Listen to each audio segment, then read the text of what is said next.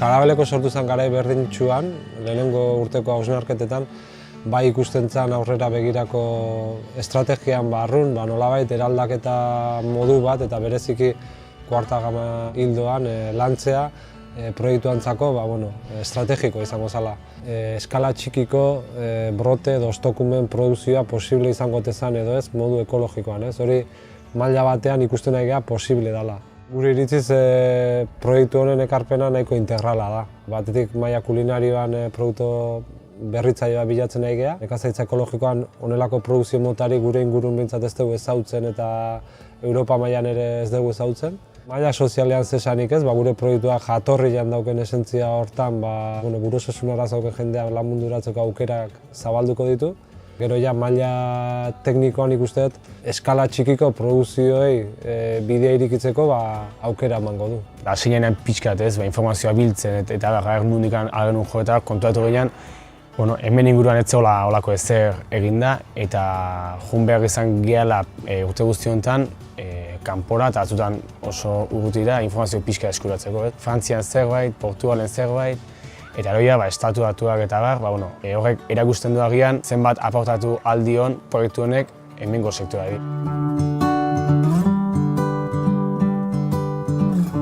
Niretzat batiz bat proiektu honek garrantzi handia du lehenengo sektoriantzat, ez? Batiz bat ekologikoan iruditzat beharra dagoela, ez?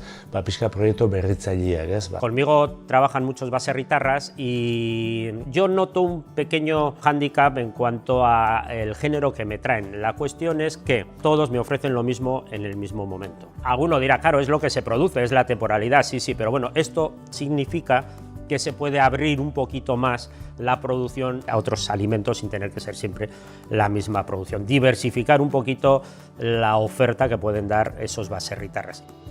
Lo que hemos ido haciendo ha sido agrupar las plantas por sus características comunes, pues por ejemplo por la acidez, por los sabores anisados, por la astringencia, por los picantes. Y lo que hemos intentado hacer en los Medklum es equilibrar ese tipo de plantas para que no hubiera ni muchos tonos picantes ni muchos tonos astringentes, sino que fuera una mezcla equilibrada y balanceada que pudiera ir acorde con diferentes productos, ¿no? Eskuratu genituen 120-130 variedade hasiera baten, eta igual egia zen hori gehitxo, ez? 120 horiek pixka zailkatuz gelditu ginen hasiera baten lehenengo txano baten 60ekin, nagusi bezala. 60 horiek murriztu dira azkenengo kata diela eta 30-35 bat variedadera.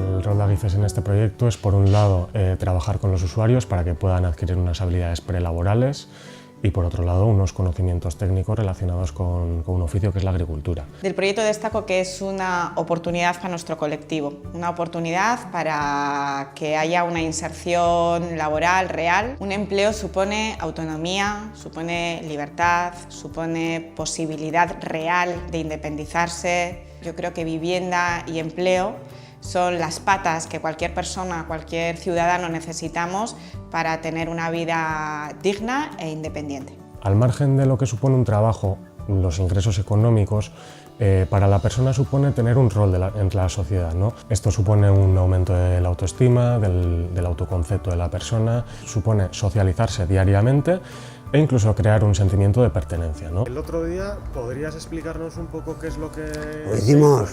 Pues hicimos una cata de ensaladas, un montón, pero un montón de ellas, yo que sé cuántas cajas. ¿Es que el trabajo que hicisteis fue bueno, el resultado? Yo creo que sí, les dijo Fede. Fede fue el jefe de cocina y dijo que perfecto. Nos da ánimos y mira, eso anima, ¿sabes? Que diga, mira, está bien hecho, ¿sabes?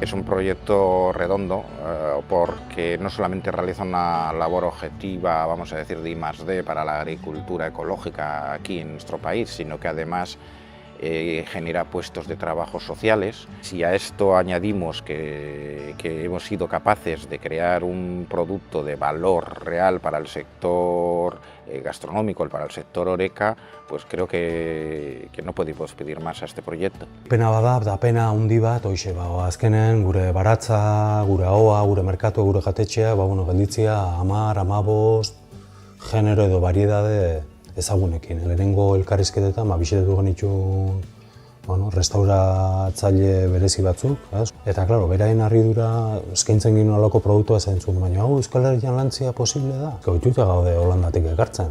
Klaro, Euskal Herrian lantzea daula, hemen Zarautzen lantzen ditugu, Hernanin. Yo creo que hasta ahora nadie se había dedicado a hacer mezclums tan especiales, ¿no? Con tantos matices, y por otro lado que yo creo que también se estaban empezando a perder plantas con tanta intensidad aromática y de sabor. Y yo creo que este proyecto lo que vuelve a hacer es volver a la naturaleza y volver a reimpulsar esos sabores para que la gente pueda llegar a conocerlos. A nivel social, que se llegue a transmitir ese conocimiento, ¿no?, por la trazabilidad del producto, ¿no?, que hoy en día no sabemos ni lo que comemos, es muy difícil saber, ¿no?, de dónde vienen o cómo se hacen los productos, y aquí es un kilómetro cero real en el cual tienes un contacto directo con el proveedor, tienes un producto final tierno, organolépticamente es un producto 10, brillante.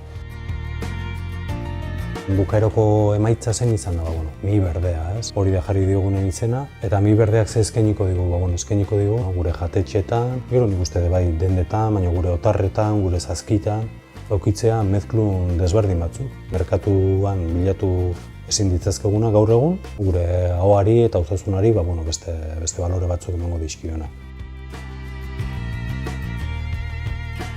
Proiektu honek barruan damaki ere, guk gure eskualderako sustatu nahi deun eraldaketa eta produkzio eta irizpide sozial hauek beste eskualde batzuetan, beste nekazari batzuek erreplikatu ahal izatea. Nik konbentzuta, azken finean, exitoa izango dela alde batetik, eta gaina jende berri batentzat ekoizle berrientzat bide bat markatu ingo dela.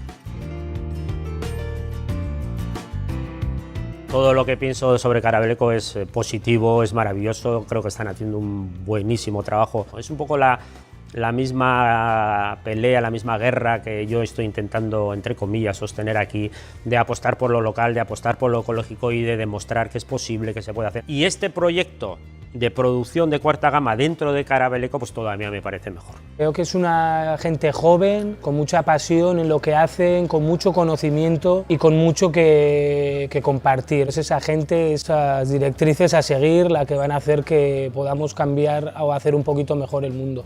Urte honetan ditugun probak eta katak eta katxak eta horienak bildu, horko onena hartu eta astea lanean. Nik uste hori dela aurrengo pausoa.